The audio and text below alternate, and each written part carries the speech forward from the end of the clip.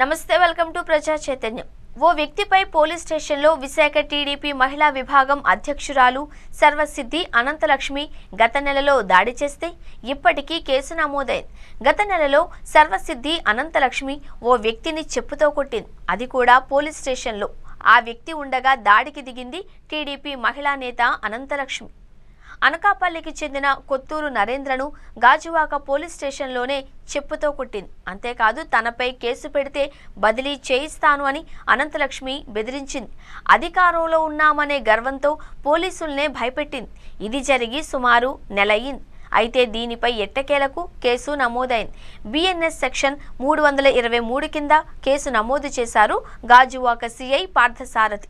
అయితే టీడీపీ నేత కాబట్టి కేసు నమోదు చేయడానికి పోలీసులు అలక్ష్యం ప్రదర్శించారు. కేసును ఏదో ఒక రకంగా పక్కదారి పట్టించే యత్నం చేశారు.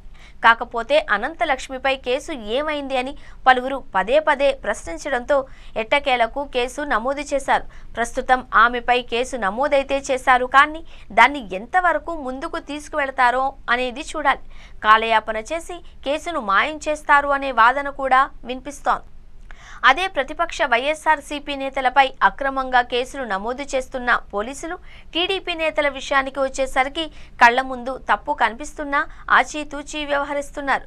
కూటమి ప్రభుత్వం కనుసన్నల్లో పనిచేస్తున్న పోలీసులు ఆ నేతలు ఏం చేస్తున్నా చూస్తూ మిన్నకుండిపోతున్నారు.